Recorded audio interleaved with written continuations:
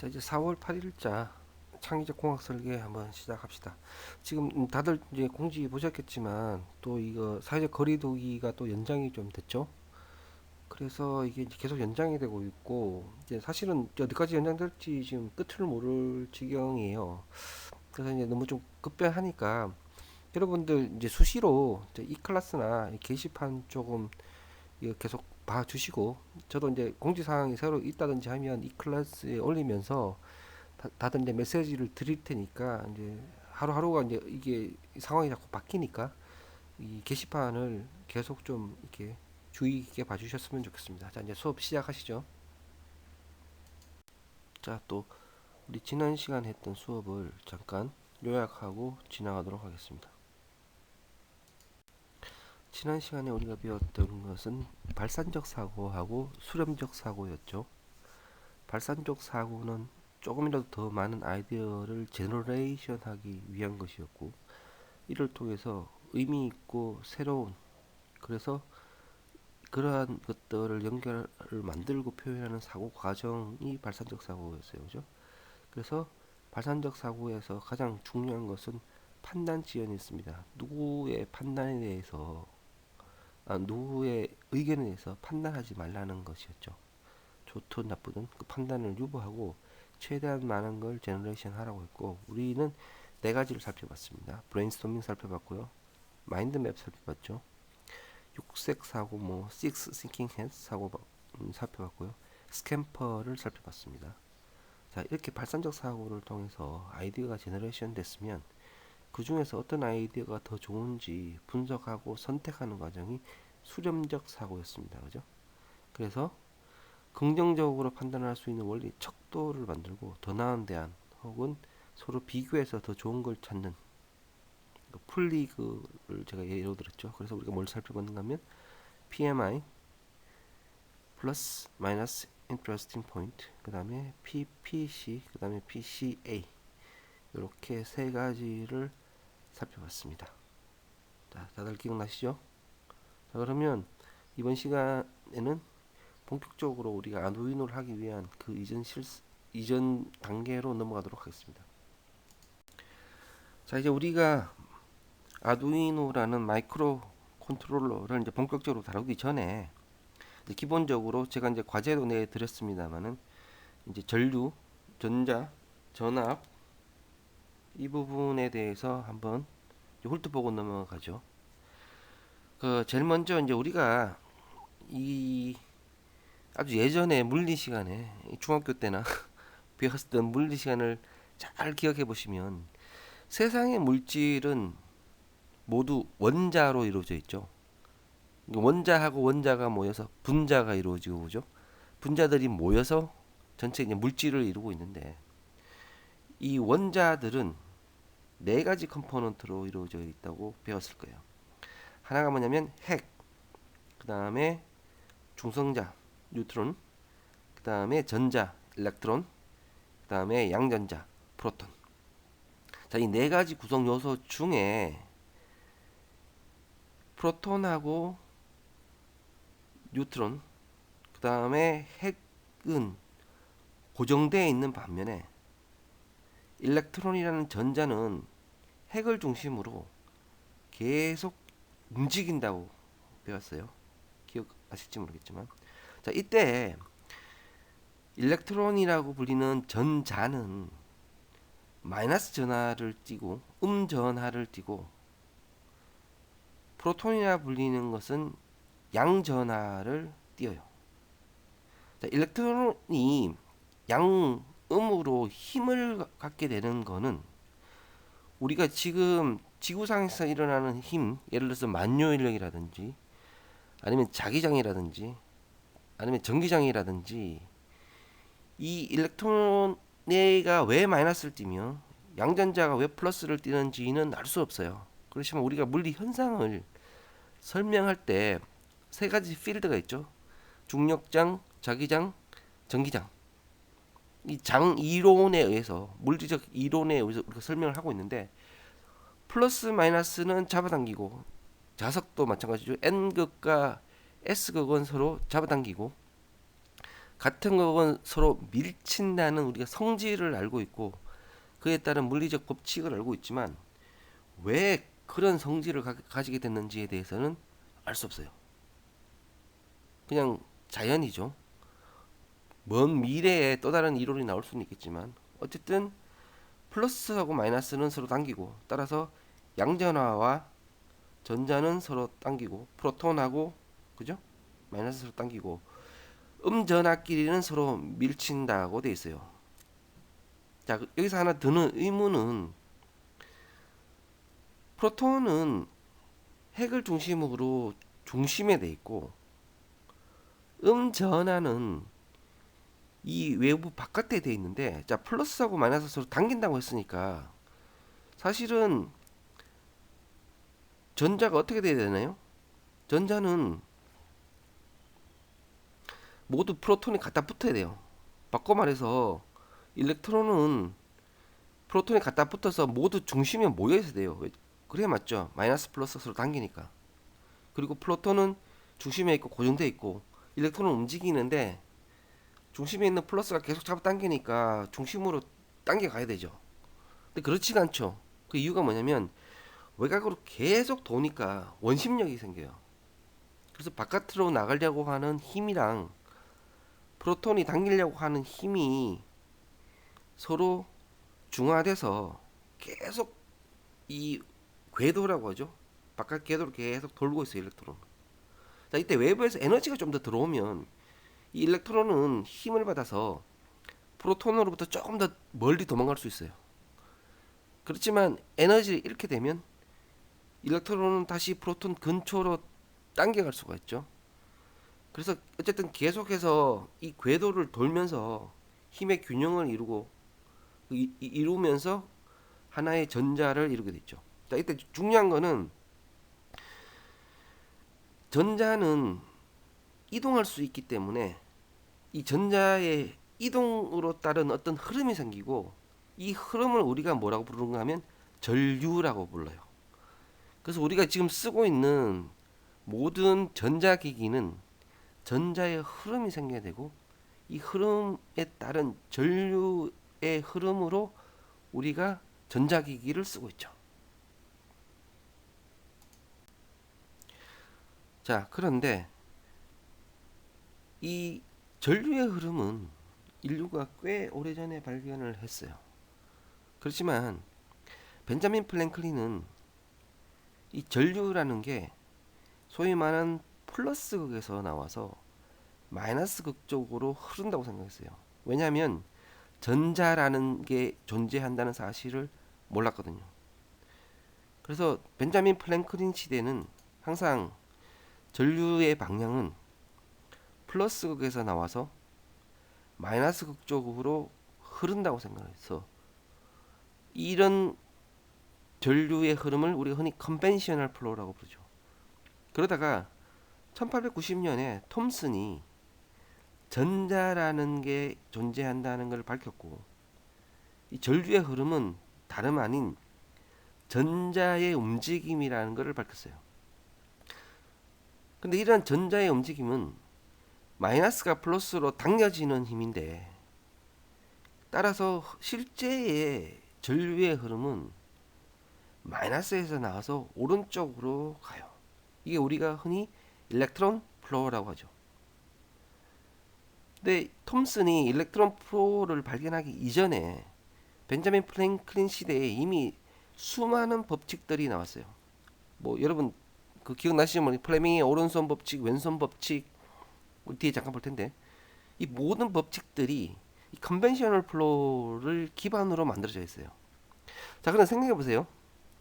지금에 있는 여러 가지 전기 전자 체계도 컨벤셔널 플로우를 이용해서 설명하는 책이 있고 일렉트론 플로우를 이용해서 설명하는 책이 있어요.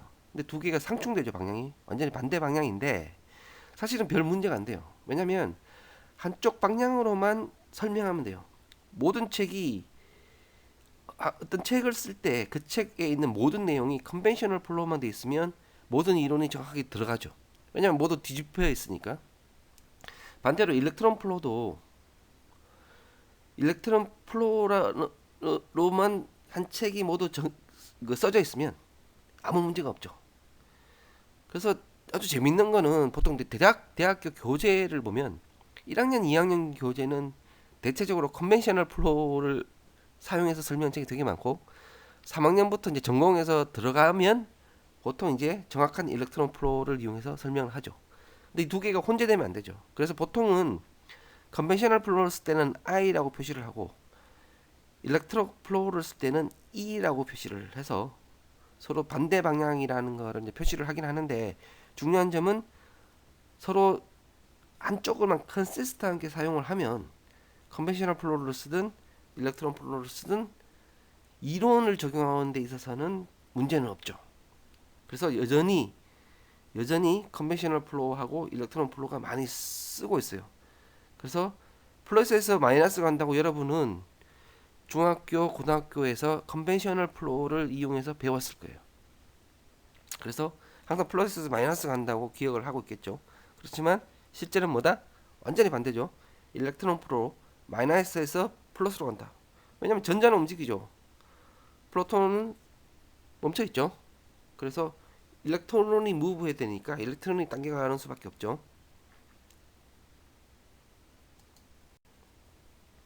자, 그러면 이걸 한번 생각해 보죠. 아까 우리가 전류라는 거는 커런트라는 거는 전자의 흐름이라고 했어요. 그죠? 전자는 움직일 수 있고 전자가 움직이면 전류가 생긴다고 했는데 자, 그럼 움직이는데 현재 움직이는 전자의 수가 많아지면 혹은 현재 움직이는 전자의 흐름의 속도가 빠르면 그게 느릴 때보다 전류가 더 세질 거라는 직관이 들죠. 그러니까 전류의 세기가 뭔지는 아직 잘 모르겠지만 직관적으로는 이게 흐름이니까 흐르는 전자의 개수가 늘어날수록 혹은 흐르는 전자의 속도가 빠를수록 전류가 더 세질 거라는 직관은 들죠. 우리가 어떤 생각을 할 수 있는가 하면 지금 왼쪽 그림을 보면 물탱크에 지금 물이 들어있죠. 물탱크 물 중간에 지금 물 분자가 지금 만류인리의 법칙에 의해서 이렇게 떨어지겠죠. 이렇게 흐름이 될 거예요. 그죠? 이때 물 분자가 이 관을 통해서 이 물 흐름이 생길 때 현재에 들어있는 물 높이 그리고 현재에 있는 바닥까지의 물 높이 이 두 개의 차이가 크면 클수록 물이 더 빠르게 흐를 거라는 직관이 들죠. 생각해보세요. 이게 이 관이 비스듬하게 있다거나 극단적으로 평행하게 누워 있으면 물이 흐를까요? 안 흐르겠죠. 그렇지만 관이 지금 수직으로 세워져 있고 그래서 위에 물이 아래 물을 누르면서 물 분자가 흐르게 되죠. 우리가 흔히 이런 거를 기억나는 포텐셜 에너지, 위치 에너지라고 하죠. 잠재적 에너지, 포텐셜 에너지, 위치 에너지예요. 그러니까 에너지가 생기는 이유가 두 가지의 포텐셜 에너지 차이 때문에 생기는 거죠. 그리고 전압이라고 하는 거는 하나의 일렉트론 포텐셜의 차이예요. 그러니까 전압이 커지면 더 빨리 흐를 수가 있겠죠. 자, 전압이란 거는 여기 물탱크에 있는 물탱크의 높이라고 생각하시면 돼요. 그러니까 높이가 높으면 높을수록 당연히 더 빨리 흐르겠죠. 자, 그렇지만 이걸 생각해 보세요. 지금 물탱크가 텅 비었다고 생각해 보세요. 그러면 흐를 수 있는 물이 하나도 없죠. 혹은 물탱크에 물이 별로 없다라고 생각해 보세요. 혹은 이 관이 되게 좁다라고 생각해 보세요. 그러면 어떤 단면적을 흐르는 그 물의 흐름은 같은 높이라도 달라질 수가 있겠죠. 자, 지금 이 그림상에는 명확하지 않지만 같은 물탱크인데 관이 아주 좁은 물탱크를 한번 생각해 보세요. 그리고 같은 높이로 물을 채웠다라고 하면 거기를 흐르는 요속에 있는 물 분자의 개수는 달라질 수 있겠죠. 자, 여러분이 사우나 갔을 때 생각해 보세요. 사우나 온도가 몇 도예요? 80도, 90도죠. 어떤 때는 뭐 95도, 100도까지 올라가지만 여러분이 사우나 들어갔을 때 여러분 몸이 익나요? 안 익죠? 그게 뭘까요? 사우나는 건식이고 습식이 있죠. 습식 사우나는 90도, 100도까지 올리면 여러분 죽어요. 습식 사우나는 많아봐야 50도, 60도 정도죠. 하지만 건식 사우나는 90도, 100도까지 가요. 건식이라 하는 말은 습도가 없다는 거고 물 분자가 없는 거죠. 그래서 같은 온도인데 같은 60도지만 거기 있는 습도라는 물 분자가 여러분 몸에 부닥치는 물 분자 개수가 건식 사우나는 거의 없죠. 실제로 같은 온도지만 여러분한테 부닥치는 물 분자가 거의 없다 보니 뜨겁기를 느끼는 정도가 달라지죠. 하지만 습도가 아주 높은 습식 사우나에서는 같은 온도에서 여러분 몸에 부닥치는, 그래서 여러분 몸에 에너지를 전달하는 물 분자가 워낙 많기 때문에 뜨겁게 느낄 수밖에 없어요. 자, 이처럼 그 안을 흐르는 전류의 세기라는 것은 실제로 존재하는 전자가 얼마나 있는지도 중요하고, 그 전자를 흐르게 하는 포텐셜 차이가 얼마인지도 동시에 영향을 미쳐요. 자, 근데 여러분 생각해 보세요. 우리가 흔히 백두산 높이가 어떻고 여러분 아파트 높이가 어떻고 할 때 높이라는 개념은 뭐죠? 높이라는 건 상대적인 개념이에요. 생각해 보세요. 높이라는 게 뭐죠, 여러분? 지금 우리가 포텐셜 차이를 지금 얘기하고 있는데 높이라는 거는 높이가 1m다. 어디서부터 1m라는 소리예요? 여러분 높이가 1m다. 예를 들면 여러분이 아파트 갔어요. 자, 아파트인데 여러분이 15층에 살아요. 자, 15층 아파트에 가서 자기 집에 있는 장롱의 높이를 잰다고 생각해 보세요. 그때 여러분 장롱의 높이는 뭐라고 해요? 1.8m, 2m라고 하죠. 그런데 14층에 사는 사람 입장에서는 그거는 1.5m가 아니죠. 왜냐면 장롱이 있는 높이라는 거는 14층에서부터 재면 더 높아지거든요. 장롱 꼭대기, 그러니까 장롱의 크기가 아닙니다. 높이. 장롱의 크기는 이제 상대적인 거죠. 바닥부터 재면 되는데 장롱 꼭대기의 높이를 잰다라고 하면 15층에 있는 사람은 거기서부터 재고 14층에 있는 사람은 거기서부터 잴 거고 기준점이 없어요. 그래서 우리가 소위 말하는 고도를 잴 때는 기준점 어디로 하는가 하면 해발을 쓰죠. 해수면. 생각해보세요. 지구상의 바다는 살짝 바뀔 수는 있지만 늘 똑같은 높이에요. 워낙 넓기 때문에. 지구상의 바다를 0으로 생각하고 나머지 상대 높이를 재면 그게 해발 고도가 나오죠. 그래서 이 해발은 바뀌지가 않죠. 왜냐면 바다면이 잘 안 바뀌니까. 마찬가지로 전압을 들 때 전압이라는 거는 상대적인 높이잖아요. 그래서 아까 아파트 예처럼 14층이냐 15층이냐에 따라서 전압이 계속 바뀔 수가 있어요. 그러면 이게 좀 안 되겠죠. 그래서 항상 늘 같은 해수면하고 같은 역할을 할게 필요하고, 그게 접지예요. 그라운드예요. 왜 이 그라운드라는 말이 나는가 하면 우리가 보통 쓰는 유니버셜 그라운드는 지구예요. 보통 우리가 물질을 이루고 있는 전자는 워낙 많이 돌아다니기 때문에 지금 여러분에도 지금 전류가 흐르고 있어요. 아주 미약이지만 계속 전류가 흐르고 있고 여러분 몸에도 전자가 계속 움직이고 있죠. 그런데 지구는 워낙 땅덩어리가 커서 마이너스랑 플러스랑 거의 차이가 없이 항상 고정되어 있어요. 그래서 지구가 가지고 있는 위치랑 포텐셜, 일렉트로 포텐셜이랑 다른 것과의 비교를 통해서 두 개의 전압을 재면 항상 그라운드 대비 전압이 나오니까 전류가 어디로 흐를지를 알 수가 있죠. 전류는 포텐셜이 높은 데서 낮은 데로 흘러야 되는데 항상 그라운드로 흐르겠죠. 땅바닥으로 흐르겠죠. 그 위치를 재는 게 이제 지구예요. 그래서 보통 여러분 집에 가면 어떻게 됐나요? 자기들 컨센트에 있는 게 전부 다 어디로 가는 거면 땅으로, 지구로 연결되죠. 우리 흙, 그래서 earth 혹은 ground라는 말을 쓰죠. 접지라는 말을 써요. 그래서 그쪽으로 흐르는 흐름에 흐르게 되고, 포텐셜이 거기가 0으로 따지면 그 0 대비 크기가 나오죠. 그래서 어떤 나중에 우리가 마이크로 프로세서 할 때 다시 한번 보겠지만, 그 서킷 보드를 하나 만들면 그 보드 안에 여러 칩들이 들어있죠. 그 칩들에 들어있는 전자는 계속 움직여요. 그래서 거기 있는 포텐셜 에너지가 항상 존재를 하는데, 따라서 모든 칩에는 해수면 역할을 할 수 있는 그라운드가 존재를 해야 돼요. 그래서 우리가 쓸 아두이노 보드에도 그라운드 역할을 하는 게 존재해요. 그러면 그거는 무슨 의미가 하면, 적어도 그 칩 내에서는 상대적인 포텐셜이 이 그라운드에 비해서는 5볼트라고 써진 거는 항상 5볼트 차이가 난다는 의미예요. 자, 지금 좀 개념이 헷갈린 친구는 자 이렇게 생각합시다. 전압이라는 거는 포텐셜이라고 했죠. 해발로 생각하면 돼요. 그죠?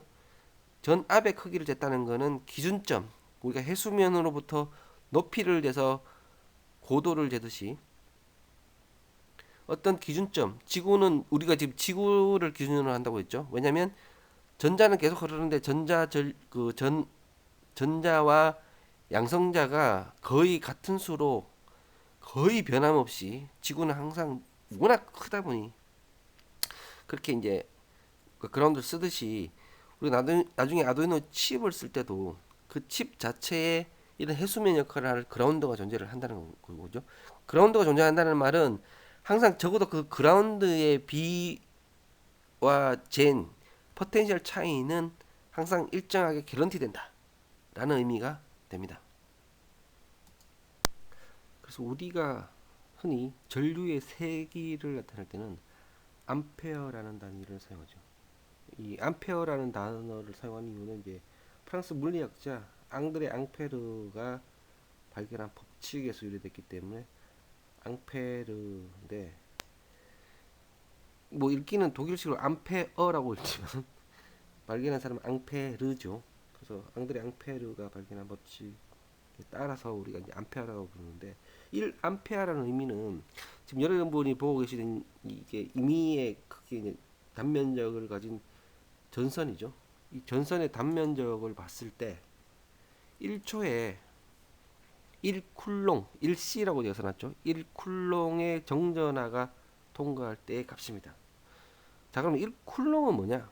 1쿨롱이란 6.25 곱하기 10의 18승계의 전자가 이동하는, 따라서 요 단면적, 여러분이 보고 계신 이 파란색 단면적에 1초 동안 6.25 곱하기 10의 18승계의 전자가 이동하면 우리는 이걸 1암페어라고 해요. 그런데 이거보다 10분의 1의 전자가 통과했을 때는 0.1암페어가 되겠죠. 따라서 이제 암페어라는 단위는 전자가 이동한 개수를 의미하니까, 전자가 많이 이동하면 많이 이동할수록 암페어는 세지겠죠. 전류가 세지겠죠. 그래서 여러분, 우리가 아까 수도관에서 물이 흐르는 거에 비유를 했는데, 수도관에서 흐르는 물이 많을수록 물세기가 세지듯이 전류도 동일하게 흐르는 물처럼 전자 개수가 많을수록 전류가 세진다는 거죠. 여러분이 보통 감전 사고가 일어날 때 볼테지 전압만 높다고 감전 사고 일어나는 게 아니라, 거기 흐르는 실제 전류가 많았을 때 감전 사고가 일어나는 거죠. 그래서 아무리 볼테지가 높다는 거는 서로의 포텐셜 디퍼런스만 있는 거죠. 포텐셜 에너지 차이만 있는 거지, 실제로 거기 흐르는 전류가 거의 없다라고 하면 사망 사고가 안 일어날 수 있지만, 반대로 전압이 상대적으로 낮더라도 거기 흐르는 전류가 워낙 많으면 사망 사고에 이룰 수가 있게 되죠. 그래서 전압은 포텐셜 차이, 전류는 거기를 흐르는 전자의 개수, 혹은 우리가 비유하자면 아까 본 흐르는 물의 양으로 우리가 이제 비유해 볼 수가 있겠습니다.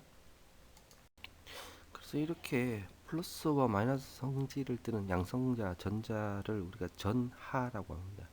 엘렉트릭 차지라고 하고, 이 전하의 양 퀀티티를 전하량이라고 하죠. 그래서 퀀티티 오브 일렉트릭 차지라는 거는 전하의 개수를 의미합니다. 우리가 앞서 1쿨롱의 정의가 6.25 곱하기 10의 18승계의 전자수를 의미한다고 했죠. 그래서 결국은 전류의 세기라는 것은 단위 시간당에 있는 전하량이 얼마나 많으냐에 좌우된다는 걸 알 수가 있죠. 그래서 아까 우리가 단위 시간당에 1초에 흐른 1쿨롱이 흘렀을 때의 전류의 세기를 1암페어라고 우리가 정의를 했죠. 따라서 이제 거기에 흘러가는 전자의 개수라는 게 바로 전하량이 되고, 전하량에 비례해서 전류의 세기는 세지게 됩니다. 이 전하량은 우리 다음 장에서 보겠지만 어떤 고정된 서킷 안에서는 항상 변하지 않고 일정하게 보존된다는 법칙이 존재를 하게 됩니다. 자, 그 다음 우리가 하나 알아야 될 법칙은 뭐냐면 전하량 보존의 법칙입니다. 하나의 도선이 있고 이 도선을 흐르는 전류, 이 전하량은 늘어나거나 줄어들지 않고 항상 그 양이 일정하게 보존된다는 법칙입니다. 여러분 생각해보면 쉽죠? 이게 폐쇄된 파이프에 물이 흐르고 있다고 생각해보세요. 그 흐르는 물은 바깥으로 나오지 않고 그 파이프 안에 그대로 남아서 계속 돌죠. 그래서 우리가 이제 전원을 플러스 마이너스를 긴 쪽을 플러스 작은 쪽을 마이너스로 보통 이렇게 표시를 하죠. 그래서 우리가 아까 배운 컨벤셔널 플로우에 따르면 전류는 이런 방향으로 흐를 겁니다. 그죠? 그러다가 전구를 통과해서 I2, I3 이렇게 흐르게 되죠. 자, 그러면 플러스에서 출발한 전류 I1의 세기와 전구를 통한 I2, 그 다음에 전구 두 번째를 통한 I3는 모두 동일하다는 겁니다. 전하량이 늘어나거나 줄어들지 않기 때문이죠. 항상 그 양은 일정하게 보존됩니다. 자, 그러면 이 회로를 한번 볼까요? 이 회로는 먼저 회로하고 다르게 비유하자면 파이프가 하나로 가다가 파이프가 양쪽으로 갈라졌다가 다시 합쳐져서 돌아가게 돼 있죠. 자, 그럼 흐르는 물을 생각해 보시죠. I1은 똑같이 흐르지만 이제 파이프가 두 군데로 나눠져 있기 때문에 이렇게 두 군데로 나눠져서 흘러가야 될 겁니다. 전하가 그렇게 나눠져서 흘러간 전하가 다시 합쳐져서 여기서는 I4가 되겠죠. 자, 그러면 I1과 I2, 3, 4의 관계는 어떻게 될까요? 그렇죠. I1은 I2하고 I3를 합친 거하고 같을 겁니다. 왜냐면 파이프가 두 개로만 나눠졌을 테니까. 그러다가 파이프가 다시 합쳐져서 I4를 형성했기 때문에 I1은 I2, I3 이 모두는 또 I4하고 같은 관계가 형성이 되겠죠. 자, 그래서 전하량이 늘어나지나 줄어들지 않고 도선 안에 그대로 일정하게 보존된다는 법칙은 비유하자면 수도관의 파이프에 들어있는 물에 비유하면 되죠. 그러면 쉽게 이해가 되죠. 물이 흘렀다가 양쪽으로 갈라졌다가 다시 합쳐지는 것뿐. 그래서 이런 관계가 형성이 된다. 자, 여기까지 아시겠죠?